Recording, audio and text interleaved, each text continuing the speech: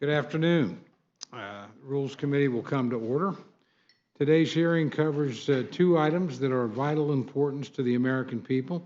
I'll first discuss H.R. 3935, the Securing Growth and Robust Leadership in American Aviation Act. This bill reauthorizes the Federal Aviation Administration, or FAA, and federal aviation programs for 5 years.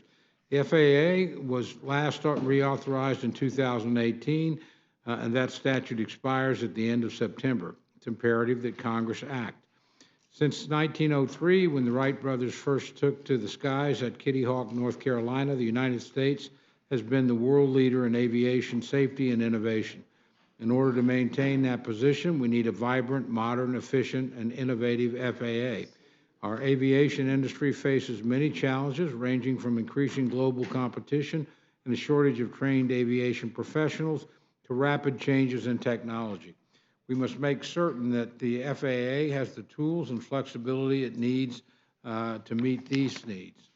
In advocating H.R. 3935, the Committee on Transportation and Infrastructure delivered policy bringing long-term certainty to many facets of our nation's aviation system.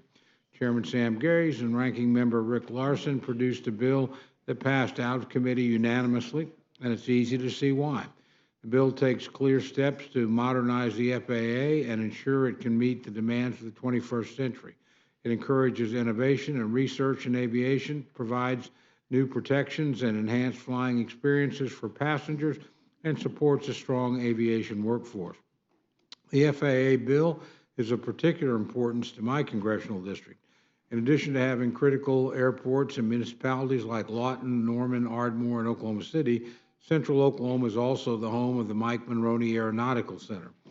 The Monroney Center is not only a key administrative research and safety hub for the FAA, but it's also the home of the FAA Academy, the only training center in the country for FAA-certified air traffic controllers. No exaggeration to say that our national aviation industry cannot exist without a well-trained and stable air traffic control workforce, and that workforce would not exist without the Monroney Center. Indeed, it's a point of pride in Oklahoma that we contribute to the nation in this way. My office works hard to support the essential services the Monroney Center provides America. Collectively, this legislation is a centerpiece of the infrastructure that connects Americans, visitors, and our economy. It's a solid bill, and I'm pleased we're reviewing it today. Our second measure is H.R. 3941, the Schools Not Shelters Act. In May, New York City contemplated an unthinkable action. They planned on using public elementary and secondary schools to house migrants seeking asylum. This misguided proposal hijacked the core education mission of public schools. What's worse, it is the ongoing refusal of the Biden administration to secure the southern border that led to this absurd scheme. Biden administration's failure to maintain operational control of the border, its failure to continue to build barriers and to adequately police the border, and its failure to enforce immigration law has created a full-blown national security and humanitarian crisis. Well over 1 million people have crossed the southern border illegally this year, and there's no end to the chaos in sight. The recklessness and incompetence of the White House is no excuse for cities like New York to house migrants in public school facilities. Our nation's children deserve better. H.R. 3941 will make sure that no educational dollars go to any state or city that allows our kids to shoulder the burden of turning our schools into shelters. This is a straightforward and common sense measure that should be non-controversial. Public elementary and secondary schools are to be used to educate America's next generation, period. Any state or city that tries to do otherwise should not receive federal educational funding, and H.R. 3941 will make sure that they do not. I now yield to my good friend, our distinguished ranking member, Mr. McGovern, for any remarks he wishes to make. Well, thank you, Mr. Chairman, and we are here, as you pointed out, to consider two measures. H.R. 3935, the Securing Growth and Robust Leadership in American Aviation Act, is one of these rare examples of what can be achieved when bipartisanship is put front and center. Look, it's clear that something needs to be done to address some of the problems with our current aviation system. Like everyone else up on this dais, I'm on a plane every week back and forth to my district. And I have to tell you that I've never seen the airline industry, quite frankly, as unreliable as it has been in recent months. I can't remember the last time I was on a flight that actually left on time. It's either a mechanical issue, they don't have staffing, or weather, or air traffic control, or what have you. You know, it's always something. I was at Logan Airport yesterday for over 7.5 hours trying to get out of Boston to come to Washington. Now, if I were a Trump supporter, I would say there was a conspiracy to make sure that I couldn't get to Washington.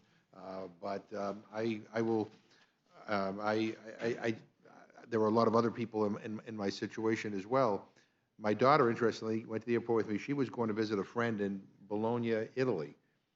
She'd taken Air France to Paris and then transferring onto a different airline to Bologna. And we had tough weather yesterday up in Massachusetts, a lot of rain.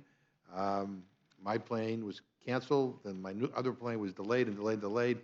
Her Air France flight left on schedule, on time, arrived in Paris early. She made her connection, and she was in Bologna before I was in Washington, D.C. Maybe I should have flown Air France to D.C. But anyway, whatever it is, we hear from our constituents who fly as well that there needs to be more reliability, and there at least needs to be more attempts at trying to accommodate passengers when they are inconvenienced. And in any event, people pay a lot of money to fly on airplanes, and I think they deserve more. And I say this with all due respect to the pilots, who are extraordinary, to the flight attendants, who I have great respect for, who do an incredible job and have to bear the brunt of angry customers all the time. They're doing their job. But the people at the top in the corporate offices need to figure out how to do all this better. But this reauthorization bill, which passed the House Transportation and Infrastructure Committee by a unanimous vote of 63-0, if it would make our skies safer, it strengthens our economy, and invests in our aviation workforce, and it enhances the experience for the traveling public. This bill requires airlines to develop operation resiliency plans that will help prevent and limit the impact of mass flight disruptions. It also directs the Department of Transportation to require airlines that they develop reimbursement policies for passengers, hotel and meal costs when a flight is canceled or significantly delayed. So, though there are many good ideas in this bill, one area that I do take concern with is the provision that raises the retirement age of pilots from 65 to 67. Raising the retirement age will upend pilot bidding, expose pilot unions and airlines to significant legal liability, reopen collective bargaining agreements, and reduce other unions' ability to negotiate contracts. It would minimize pilot utilization, create training backlogs, and imperil flight operations. Importantly, I'm hearing that this retirement age change will not increase the supply of pilots. I support the bipartisan Bergman-Garcia amendment, which prevents this retirement age raise. During a time when the industry is already struggling to meet travel demand, the last thing Congress should do is exacerbate airlines' operational and scheduling complexity. That aside, I must give this bill and the committee it came from credit. It will help us maintain American leadership in aviation safety and aerospace innovation. It will fortify and diversify the U.S. aviation workforce. It will make groundbreaking investments in sustainability and resiliency. It will improve consumer protection and accessibility, and as the bill stands now, it starkly contrasts to the hyper-partisan MAGA extremist bills that this majority has rammed down the throats of the people's House that's taking over the majority. Now, that doesn't mean that this bill will stay that way. Last week, we watched the House Republicans load what was originally an unbelievably bipartisan NDAA bill up with extreme policies. We are talking about measures that restrict abortion access, attack LGBTQ+ rights, and end what Republicans think is a wokeism in our military. Similarly, there are radical amendments proposed by fringe right members for this week's bill that would prohibit LGBTQ+ initiatives within the FAA and end FAA diversity, equity, and inclusion efforts.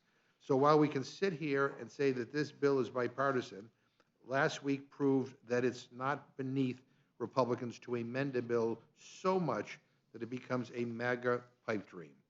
We're also here to consider H.R. 3941, the School Not Shelters Act, a bill that exposes everything wrong with the Republican Party's priorities. It seems House Republicans suddenly recognize that their resolution from a couple of weeks ago condemning the use of school facilities to temporarily house immigrants did absolutely nothing. So they're back again, this time with a real bill to prevent schools from temporarily housing migrants. Now, I don't know what else to say other than this bill is deeply unserious. If Republicans are alike, instead they're cutting funds for these programs. I mean, here's a radical idea. Maybe there ought to be more coordination with some of these states that are feeling a greater impact in terms of migrants with other states, rather than just taking immigrants unknowingly and then dropping them off in front of the Vice President's house, or in Martha's Vineyard, or in New York, without even coordinating with local authorities in Washington, D.C., or Massachusetts, or New York. I mean, it's just cruel the way Republican governors have used human beings as political pawns. It makes absolutely no sense at all. It's just a cruel thing to do. But there's nothing in this bill that provides any additional resources to communities to deal with any of this. Republicans also say that this bill will protect students.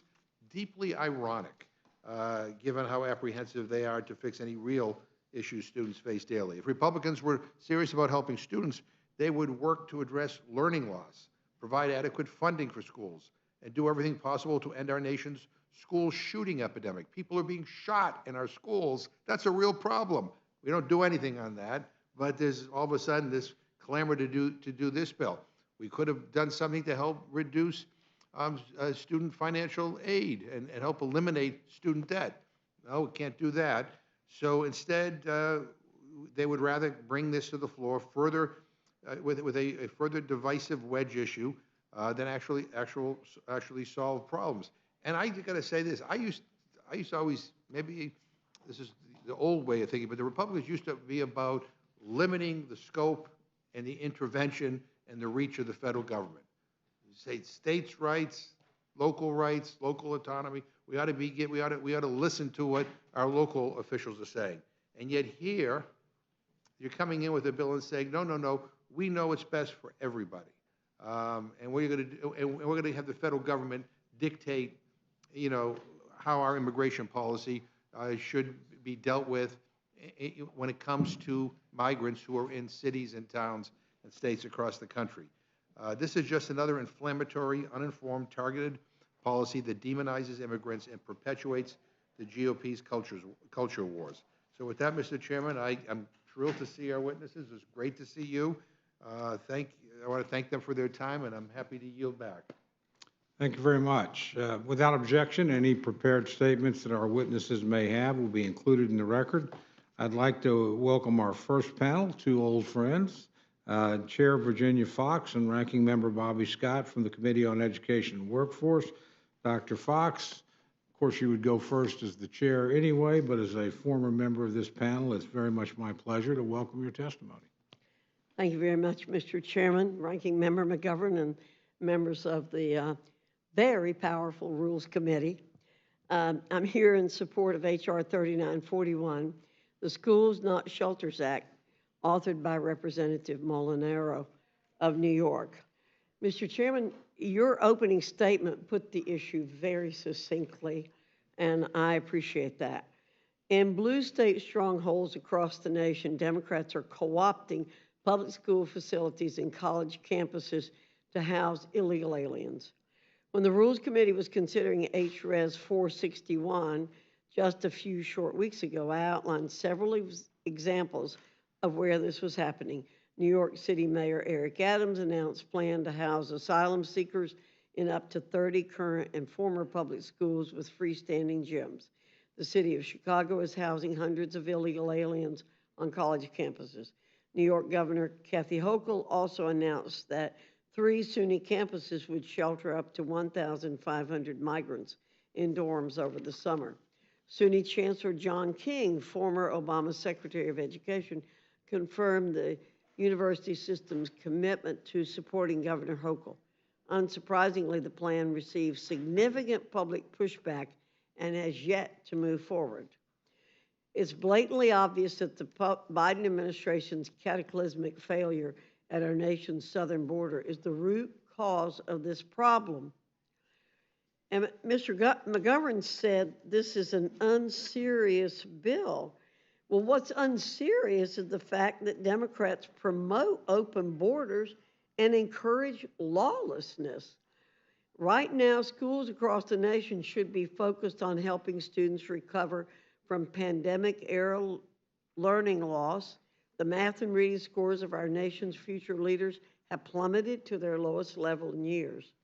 From saddling taxpayers with the overwhelming cost of housing illegal aliens to impeding children's access to safe recreation at their own schools, the consequences of these actions are both damning and far-reaching. H.R. 3941, the Schools Not Shelters Act, is the solution to combat this madness. This legislation would prohibit the use of the facilities of a public elementary school, a public secondary school, or an institution of higher education to shelter or house aliens who have not been admitted into the United States. In short, it sends a full-throated message to the Biden administration, Democrat-run cities, and local leaders across the country that the safety and education of students should not be subject to their pro-illegal immigration whims. Here's the bottom line. Educational facilities should be used solely for educating, not housing illegal aliens and offering cover for the Biden administration's glaring failures. The academic success and safety of students should not be put first. The academic success and safety of students should always be put first, no exceptions. Again, I thank this committee for its consideration of this bill. I urge the committee to adopt an appropriate rule for its floor consideration. Thank you, Mr. Chairman. I yield back. Thank you very much. And Ranking Member Scott, it's always great to have you at this committee as well. You're recognized for your opening testimony. Thank you, Mr. Chairman, Ranking Member McGovern, members of the Rules Committee. Yes, to speak in opposition to H.R. 3941. It is frustrating that we're taking up yet another proposal that, among other things, purports to improve school safety, but does nothing to address learning loss, gun violence in schools, or improve students' mental health. In fact, so far this Congress, the House Republicans' priorities for K through 12 education have focused entirely on culture wars. First, they passed legislation that will facilitate banning of books. Then the House advanced a bill seeking to bar trans students from participating in sports activities. House Republicans are currently working on a budget that will make devastating cuts to federal education funding. Now the House is considering a second proposal that threatens to strip funding from schools if they use any of their facilities to temporarily house asylum seekers or undocumented immigrants in an emergency. The first, as the ranking member pointed out, was a resolution that didn't do anything. This bill actually does have the potential of taking away school funding. Now, Republicans have falsely implied that temporarily using school facilities to provide shelter diverts school resources from students already impacted by learning loss. Yet, no evidence has been presented to support the claim, and there's no requirement that any school funds be used before federal funds are withheld under the bill. Now, addressing learning loss and helping students make up for lost time in school required us to make historic investments in the school's ability to offer after-school, summer, and mentorship programs to make up for learning loss. The congressional Democrats did just that last Congress through the passage of the American Rescue Plan Act. Yet, in this bill, Republicans seek to take away funding from public schools. And we can't continue to meaningfully address learning loss and meet students' mental health needs if all we're talking about is taking federal funds away from schools and institutions of higher learning that are not aligned with the Republican extreme agenda. Republicans claim this bill is about school safety. But you have to note that this bill takes away funding if schools are used to temporarily house undocumented immigrants. Now, there's no prohibition against permanently housing undocumented immigrants or housing them anywhere outside of an emergency. No prohibition on that. No prohibition against using schools to house defendants awaiting trial. No prohibition against using schools to house those on work release. Only prohibits shelter during a specified emergency unless it's a disaster. Now, this bill does not require using public school money for housing. If they were housed, federal funds are withheld. Now, this bill will, however, give some members the opportunity to disparage immigrants or criticize immigration policy, which I will note is not within the jurisdiction of the Education and Workforce Committee. I remind my colleagues again that we cannot protect student safety without addressing gun violence. And the reality is that Republicans have done nothing to address gun violence, which we know pose the greatest threat to our children's safety. And as I've repeatedly said, any conversation about school safety that does not meaningfully address gun violence is not a serious conversation. If my colleagues want to address learning loss, we should be talking about evidence-based strategies that meet the needs of our students. In fact, thankfully, staff has brought to my attention that next week we will finally have our first committee hearing dedicated to learning loss. But if my colleagues want to keep students safe, we should be confronting what is actually killing them. Parents, teachers, and students are demanding that we take up meaningful action to address gun violence, and yet my Republican colleagues refuse to budge on that issue. H.R. 3941 does not address the real issues confronting our students today, that is, ending gun violence and helping address learning loss. It threatens to take funds away from public schools and institutions of higher learning, and therefore strongly urge my colleagues to oppose the bill. Yield back. Thank you very much for your testimony. Frankly, the issue to me seems reasonably clear, so the chair has no questions at this time. I'd go to my good friend from Minnesota, Ms. Fishbach, for any questions she might address the panel. Okay, now go to the distinguished ranking member for any questions or comments he may have. Yeah, no, I'll be brief because we've been through this before. Dr. Fox, would you agree that we should condemn Republican governors or any governor that sends migrants to a particular location or a particular city or town without coordinating with the local officials as to where they're being sent? That the idea of just dropping people off without telling the people who you're dropping off where they're going, or without notifying local officials so they can accommodate the needs of these immigrants? I mean, some of them are children. Wouldn't you agree that that is something that is that's a bad thing to do? What I condemn is the fact that the Biden administration is totally lawless. It does absolutely. So you're not going to answer my question. No. I'm well, I mean, the answer is yes or no. It's not the border is totally open, and the governors are doing what they can do to deal with the millions of people coming into this country illegally. So you think it's okay to take a group of human beings, not tell them where they're going, put them on an airplane, and then drop them off in front of the vice president's house or on an island off Cape Cod or in New York City or in Chicago, that you think that that is an appropriate way to respond to some policy differences that you have with President Biden? To call an open border policy differences? Well, to my understanding, the Biden administration does the same thing. They load people up in the middle of the night on airplanes and drop them off wherever they think they should drop them off. So without coordinating with the local officials? Without coordinating with local officials. We've seen episode after episode of that happening on the part of the Biden administration. So you think this is okay? They have envelopes with them with papers to show them what to do. So I mean, I saw what happened to some of these. I learned about what happened, I mean, with the migrants who were dropped off in Massachusetts without any coordination or notice. I mean, luckily, our values are different than the values that are being on display. Well, I read the other day that there are some people still in Martha's Vineyard, and they're enjoying it very much. Yeah, well, They're working, too, illegally. yeah.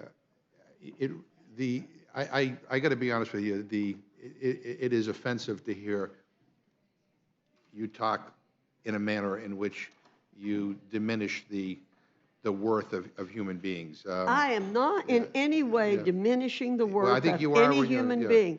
Mr. So let me ask you a McGovern, question. I'm a very strong pro-life person. Yeah. I believe in treating people with dignity from birth to natural death. Well, And if you think that people should be treated with if you dignity. think That's not what the if Biden you administration is think doing. if you think that not telling people where they're going and putting them in an airplane and dropping them off without coordinating with local officials so they can be met and properly cared for is treating people with dignity.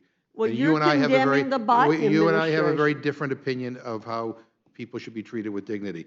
Now, I assume that, because I've heard you before, warn against the federal government basically telling cities and towns how they should run their schools. I mean, I've lost count of how many times over the years we've been in the Rules Committee when I've heard you come up here and say that, you know, the federal government should butt out of decisions involving schools. And yet here, you say that, you know, no, we're going to not only insert ourselves, but we're going to insert ourselves in a way where, let's say you are a public, you're an educational institution that receives any federal money, that we will basically terminate federal support.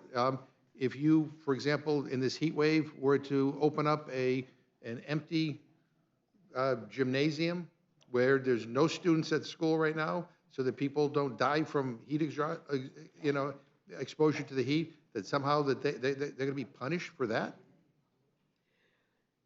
The taxpayers, when you say the word federal money, you're talking about hardworking American taxpayers. You make it sound like it's manna from heaven. It's not fair to ask hardworking American taxpayers to pay to house illegal aliens, and that's what we're talking about. So where do you, and by the way, the Biden administration's very quick, and so was the Obama administration, quick to take away money. If you're not following the rules on school meals, then your money can be taken away from you. There's a lot of hypocrisy here, Mr. McGovern, in telling schools what they can and cannot do. Well, but that's what you're doing here.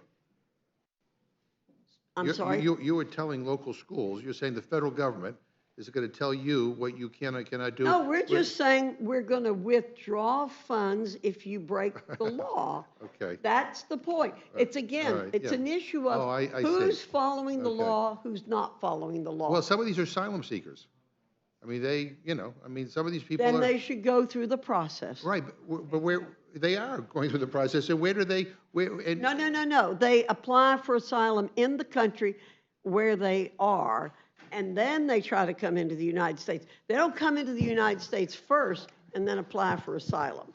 No, Well, we're that's not what the gonna current law support breaking the law. You can apply for asylum if you come to the, I mean, under current law, you can apply for asylum if you if you present yourself at the border.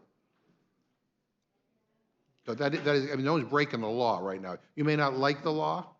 You can change the law. I mean, you can build another, you can go ahead and finish the wall that you were supposed to build that never got built, that was going to cost $1 trillion, whatever. But the current law, these people are not breaking the current law if they're housing people who are fleeing because they have a well-founded fear of persecution. Anyway, whatever. I mean, we went through this before. I mean, I think this is, red meat for the political base. And again, the idea that you're talking about the safety of kids and not a damn thing about gun violence. And kids are being massacred on a daily basis. But I guess, the political interests outweigh the public safety issues on guns. So with that, I yield back. Thank you very much. Now go to my good friend, gentleman from Pennsylvania, for any questions he might have for the panel. Thank you, Mr. Chairman. I appreciate it. It's Chairwoman Fox. Would you like to respond to any of that? You know, what this is, again, is a discussion of who is upholding the law in this country and who is not. It's a pretty simple situation. The Biden administration has chosen to open our border and then ask local and state governments to deal with the open border and people coming here illegally. And all of these arguments are to cover up the lawlessness of the Biden administration. It's simple. We have laws against people coming in this country illegally, and it's up to the Biden administration to shut down the border. So let's not cloud the situation with straw dogs and trying to take away attention from what's the real issue. Thank you, Mr. Reschenthaler. Thank you. I appreciate it. And lastly, there was talk about hypocrisy during the last line of questioning. Do you think it's hypocritical for a sanctuary city to designate themselves a sanctuary city and then complain like New York and Chicago when they actually do take in illegal immigrants? Do you think that's hypocritical? Oh, absolutely. And then scream that they need help, again, from lawful people in this country who are hardworking, paying their taxes, abiding by the rules. Yes, if you're going to be a sanctuary city, okay, take that responsibility. Thanks. And just for the record, it took less than, I want to say 48 hours. It actually might have been 24 hours for the people of Martha's Vineyard to literally call in the National Guard to remove those illegal aliens. So, all right, I yield back. Thank you. Gentlelady from Pennsylvania is recognized for any questions she may care to address to the panel. Certainly, and thank you. As I think the only member of the Rules Committee who has actually practiced immigration law, I would have to remind the panel that, in fact, you can apply for asylum at the border, and the people who are released to the interior are people who have active cases, so they are not illegals. They are people who have sought protection under our laws. Anyone who's not entitled to bring that case is turned back. So anyone who's a migrant who's been admitted into the country is, in fact, here under some status. So I have to agree with the ranking member that this is not a serious bill. I mean, for the past year or so, we've seen the Republican governors of Florida and Texas ship people, families, children, to states run by Democrats just to score political points. I have met the people they have shipped here. I have met the people between Christmas and New Year's of this year who the governor of Texas sent to Philadelphia, children with sandals on their feet arriving in Philadelphia in sub-zero temperatures, people without any winter coats. Because this was not about people, this was not about who had the resources to take care of them. This was about demonizing these people. It's absurd. And to have the gall to criticize the manner in which the cities to whom these poor souls were sent mobilized resources to receive them is beyond hypocritical. It's really quite disgusting. I mean, we are seeing alternative facts used as the basis for this very unserious bill. The Biden administration does not have an open border policy. In fact, attempts to cross the border have dropped in recent months by a huge amount. In fact, these people are eligible to enter the country and apply for asylum. Over the course of our nation's history, our public schools have been used as disaster relief agencies. Nobody has proposed putting these poor souls in schools where children are actively there. Nobody has proposed using federal education funding to take care of these folks. If, in fact, that were to happen, then the gentlelady is absolutely right. That would be illegal to use federal education dollars for purposes for which it was not entitled, and that could be a matter for legal recourse. But this is just absurd. It's based on untruths, and it's just grotesque, having created a false crisis to then try to make it worse. So, Mr. Scott, is there anything you want to add? Well, yeah, this bill was reported from the Committee on Education and Workforce. It was designed in my judgment, just to provide an opportunity for some members to disparage migrants and criticize immigration policy, which is not within our jurisdiction, and just remind everyone that this only applies to emergency shelter except for disasters, not non-emergency shelter. There's no speaking to that. You can have that as long as you want. And no prohibition against sheltering others. And I'd mentioned people on work release or pretrial detention. You can have them. And there's no requirement that you divert any education funds, as you've suggested. Just housing. So it's hard to take the legislation seriously. I mean, you know, I completely agree that we should work together to address the situation at the border, to address how we deal with people trying to come to this country under a variety of circumstances, and that the local communities that receive them, whether in Texas or elsewhere around the country, deserve to have resources to help do that. But throwing people out on the street, shipping them around the country as though they were cattle, is not the way to do it. I yield back. Thank you very much. Gentleman from South Carolina is recognized for any questions he'd like to present to the panel. You know, it's really interesting hearing my good friends on the other side try to argue how this is that, Ms. Fox, what you're doing is, the bill you've have sponsored is inhumane. What's illegal, inhumane is what this Biden administration is doing. It's an open border. We're a nation of laws. We're a nation of borders. And what I really resent is what's happening to our law enforcement. Try stopping anyone that doesn't have a license, doesn't speak the language. I've been to the border. I don't know how many of you have. I've been to the border. They all get a cardboard with a number, and this is back when COVID, no COVID tests. They're being shipped all over by the government on your tax dollars. And it is the thing I really resent, and no Democrat will stand up and say anything about how unlawful this is and what the damage it's doing to this country. They don't apply for asylum, Ms. Gallion, because they're walking in scot-free. There is no wall that's being built. Trump started the wall, but my God, to hear the DEA agent say with tears in his eyes, the fentanyl that this administration is allowing to come over into this country because of the border. There are no, in this one statement, there are no treatment centers in the morgue.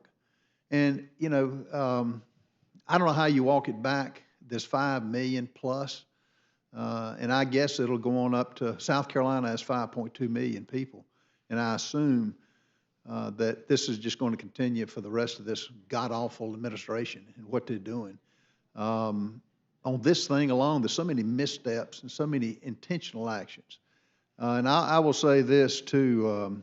When you talk to law enforcement, and they make the statement, it's not if another 9/11 will happen, it's when, if you don't know who's coming in this country. But my good friends on the other aisle are oblivious to it, and I think they think if they just keep repeating it, that it'll be true. It's not true. And Ms. Fox, I guess my only question is, when they say taxpayers' dollars are not being used, that education dollars are not going to be used. What is the student teacher ratio when you have probably 10 million people in this country? What is the ratio? What's that going to do to the student pupil ratio? It's dramatically changing. It has a tremendous impact. We have states where there are an additional 20,000 illegal alien children coming in, and it dramatically changes the teacher-student ratio.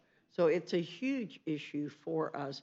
Most states are trying to bring down the student-teacher ratio, the teacher-student ratio, in order to help these students overcome what happened to them with COVID, where the teachers' unions kept them out of school so unnecessarily. And it makes a huge difference because money will be diverted into accommodating these students who do not speak English in most cases, and they'll have to be brought up to speed in order to be able to be in a classroom. And who pays for bringing that student that doesn't speak the language, doesn't know the customs of this country, doesn't know the background? Who pays for that? Well, it'll be the taxpayers. It'll be people who pay taxes locally, statewide, as well as at the federal level. So we all pay, all of us pay. Well, this is intentional, and it's, I don't know how you walk it back, but hopefully there'll be a change at some point. I yield back, Mr. Chairman. Thank you. Very much. Gentleman from Colorado is recognized for any questions he cares to put to the panel. Thank the chairman. Thank you, Madam Chair, Mr. Ranking Member, for being here today, for testifying on the bill before us. Madam Chair, do you believe that this bill should apply to private schools? Well, I don't know of any instance where they're trying to put illegal aliens into private schools. We're dealing with taxpayer dollars here.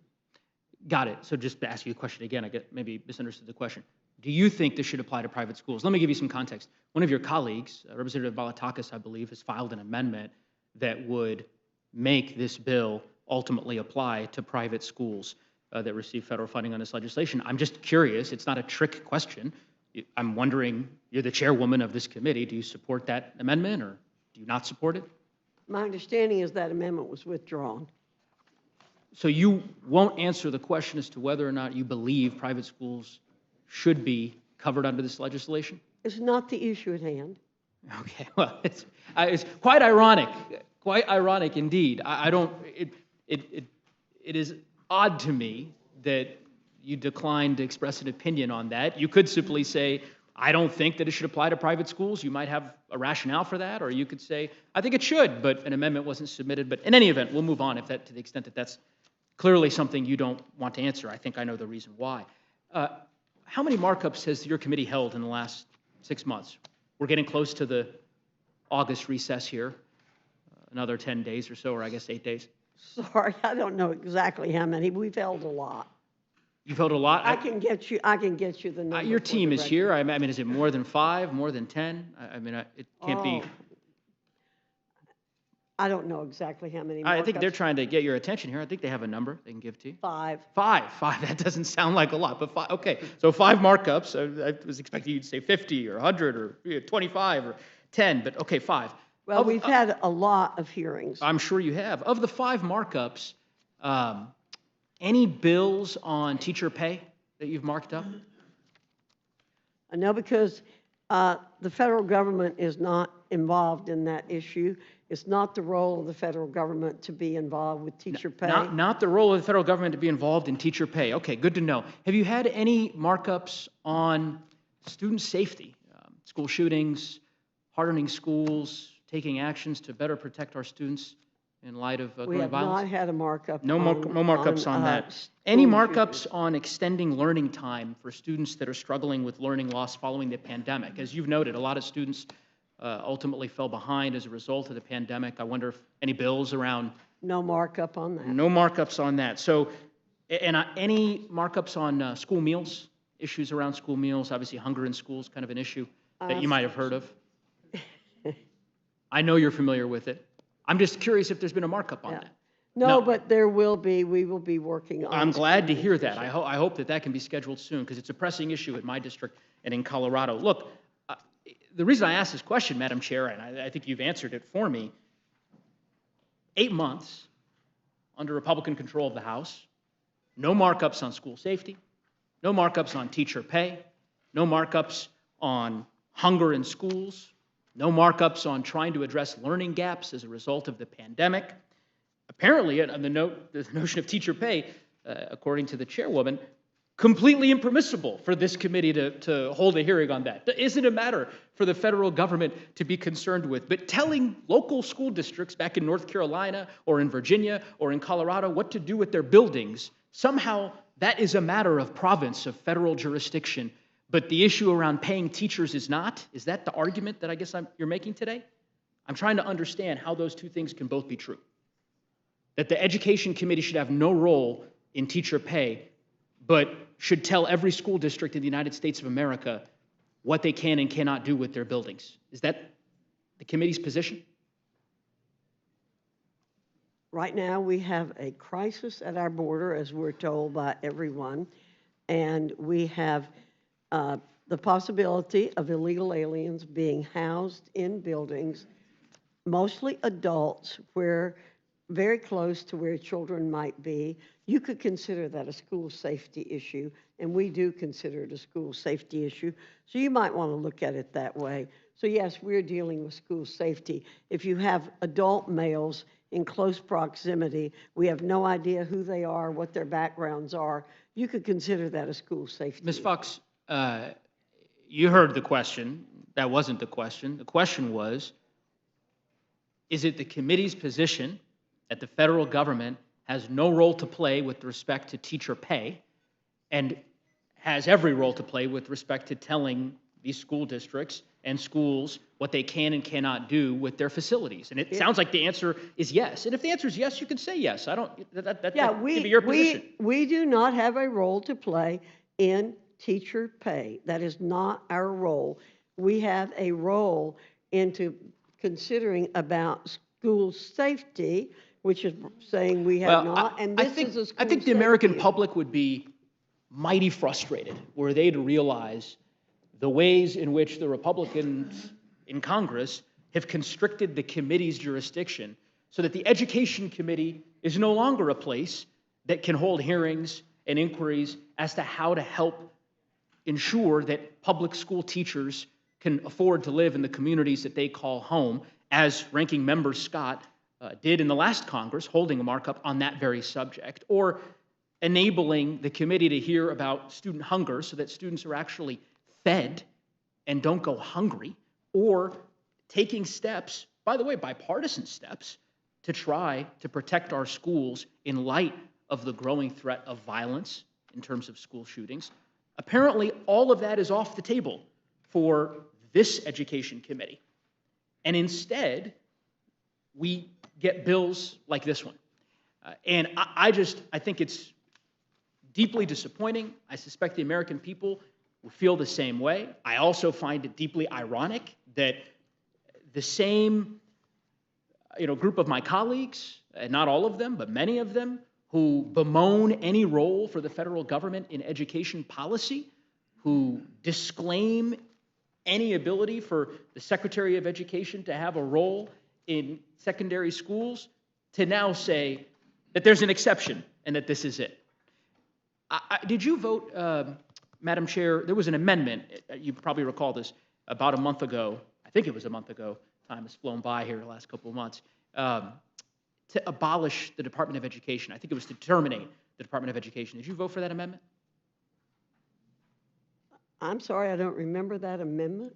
There was an amendment during a bill that you brought before this committee regarding sports and Title IX.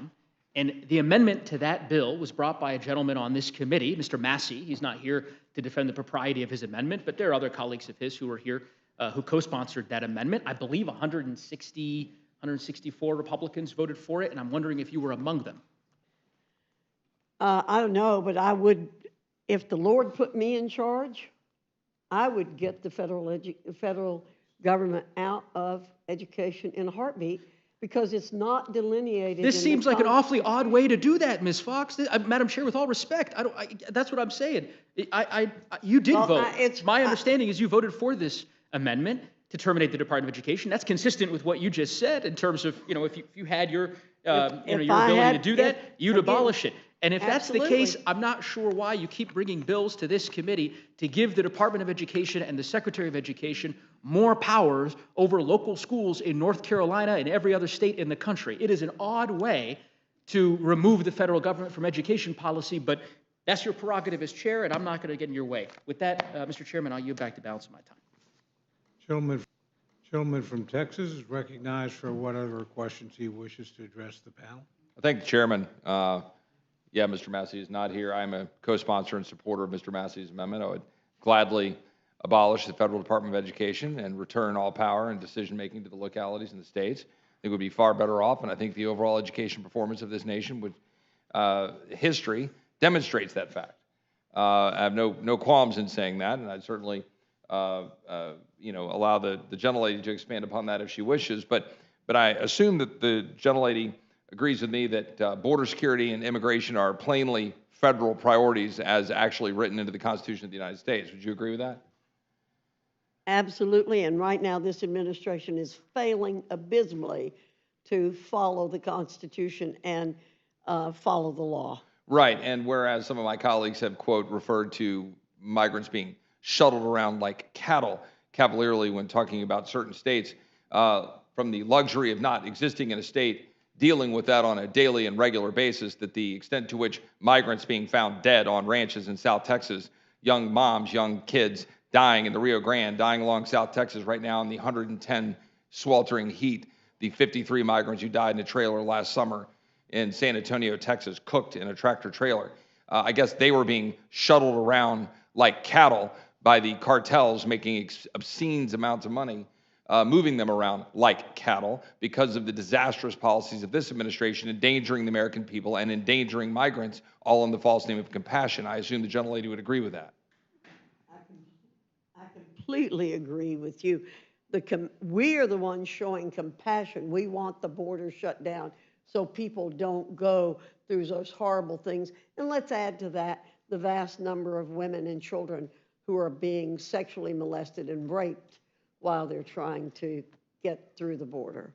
Well, and I would agree with you on that, and it's obviously more than concerning. It's appalling that this administration would allow it to occur, in fact, encourage it to occur, inserting itself in part of the human trafficking train. The federal government is a major part of that flow of human trafficking because of its own funding and involvement with it. I assume that the gentlelady agrees with me that if we were to remove the federal government's involvement and engagement with local and state education and defer to the states to fund and set up the schools as they see fit, that you perhaps would not be as interested in engaging with federal policies on what the schools should or shouldn't do. For example, with respect to the earlier decisions earlier this year about, what's in libraries or some of the standards that we've seen fit. By the way, not for the first time, building upon existing regulations that are, my colleagues on the other side are all too quick to enjoy using the federal government to say, you local governments shall do X because you're going to get your $79 billion of funding.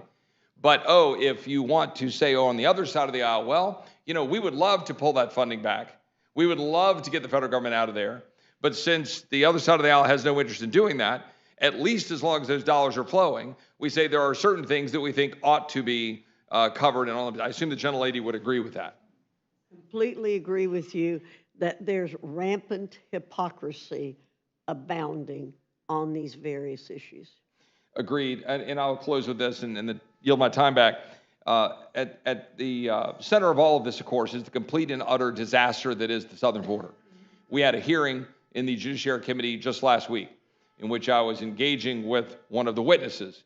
A dad whose son was killed by an illegal immigrant and who had engaged with then USCIS Director Alejandro Mayorkas when he was working under the Obama administration. And the dad testified in our committee that Mr. Mayorkas at that time lied to him repeatedly and engaged in no work whatsoever to try to deport the individual or work to punish the individual that had unfortunately killed this dad's son. I, of course, engaged with him about the extent to which the Secretary of Homeland Security had lied to me under oath in the House Judiciary Committee that we have operational control, quote unquote, of the border, as is required in the Secure Fence Act of 2006. That the Secretary, in fact, then testified in front of the United States Senate under oath that it would be impossible to have operational control under the Secure Fence Act. It cannot be the same thing. One of those two things is a false statement under oath to the people to whom he is reporting. I yield back, Mr. Chairman. Thank you very much. Gentlelady from New Mexico is recognized for any questions she cares to address the panel. Thank you, Mr. Chairman. Boy, this is sort of like one of those horrible, horrible Groundhog Days where instead of learning something, maybe to play the piano, we are learning once again that there is such a lack of sort of morality on these issues, that there is such a lack of basic humanity in terms of how we deal with immigrants. There is a failure to recognize in every single faith tradition that we have that we should welcome the stranger, that we should take care of those most in need. Because here we are again debating this issue, except for this time, it is about actually defunding our schools. So this is the Defund Our Schools Act. And we've already heard today that there are those who would prefer that we not even have a federal Department of Education. Education is so key to so many of our communities. I cannot believe that there are those who want to get rid of it. But let's talk about the rationale for this bill. Because, Madam Chairwoman, I agree with what you said, that academic success and safety must always be placed first. No exceptions. No exceptions. So, Chairwoman Fox, remind us again, what is the biggest cause of violence and death for school children in America? I believe that you all will say it is gun violence. It is gun violence. It's not that we all will say it. That is indeed a fact. Chairwoman, do you not acknowledge that there have been numerous incidences of gun violence in our schools? Well, of course there have been.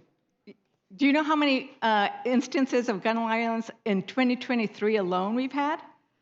Sorry, I don't know that number. As somebody who cares deeply about our education system, who chairs the Education Committee, I would think that you would know that the biggest, what is truly putting our children at risk, there have been 188 school shooting incidences this year alone, and we're only halfway through. There have been 143 victims. 143 victims. We have gone to the floor of the House and stood in silence numerous times. It feels like we do it almost weekly to commemorate those who have been killed in our districts from gun violence. Indeed, North Carolina has lost 128 people to mass shootings. 463 have been injured since 2013. Madam Chairman, I'm sure you're aware of what's happened at the Garinger High School in North Carolina. Are you aware of the incidences of gun violence there? Yes, How many have there been? I do not know the numbers. In your state, in Garinger High School, there have been 4. Indeed, there have been so many that on April 5th, the students walked out and protested about gun violence. And yet this bill does nothing to address gun violence, which is the biggest cause of death for school children and for children in our country. And I think we need to also remember that it's not just those who die or who are injured. It is the numerous children who are terrified because they have witnessed gun violence in their own schools, or they are terrified because they have to practice what it's like when you have an active shooter. And that is about 344,000 students have been exposed to gun violence. So this bill does nothing about that. What this bill does do, and what you have described, is that there are open borders. There are no open borders. Indeed, the Republicans do not want to acknowledge that Biden has actually dropped his policies, which I may or may not agree with. His policies have led to a 70% drop in the border. And why? They have led to that drop because they have gone out and in Spanish gone to the countries that send the most migrants, send the most asylum seekers, and in Spanish said, do not come. And it's been effective. In fact, it's been so effective that there is actually an article written about it that says that Republicans don't want to admit that the drop in border crossings has occurred, because it's too easy for you to use that as a political stunt. The other thing that I want to talk about is the issue of where this is happening. You mentioned that it could have happened in different states, Chairwoman, But those states actually never did do that. The one state that we do know of that has housed migrants in their schools happens to be, do you know what state that is, Madam Chairwoman? No idea. You said it was blue states. Well, I would actually inform you, if you didn't know, that it was actually a red state. Texas has housed migrants as shelter in schools that weren't being used. Surprised? Had not heard that. Yeah. That's who's housed migrants in schools. And we have to remember why they're being housed. They're being housed because, as my colleague pointed out, it is something about our humanity to seek to treat those who need help with help. And it's often faith groups, it's often community groups, it's often school groups. And sometimes it's freezing, so you need to give shelter. Sometimes it is intolerably hot and you can die, so you need to give shelter. And that's why they are housed. I would point out, though, to my colleague that I have also practiced immigration law. There we go. So there's two of us up here who actually know what kind of this stuff is about, right? And I will tell you, Madam Chairwoman and Ranking Member, our issue, this is not a Biden problem, nor was it a Trump problem or a Bush problem or a Reagan problem or a Carter problem. It is a problem that Congress has created because Congress has refused and failed to pass comprehensive immigration reform. Last year, last cycle, Congress did pass 3 out of this House. We passed the Farm Workforce Modernization Act. That was a bipartisan bill. Chairwoman, did you vote for that bill? I don't believe so. Nope. That we also passed the American Dream and Promise Act, which was also a bipartisan bill. The problem is they didn't get through the Senate because we could not get enough Republican senators to overcome the filibuster and make it to the floor. So the fact that we have failed to pass comprehensive immigration reform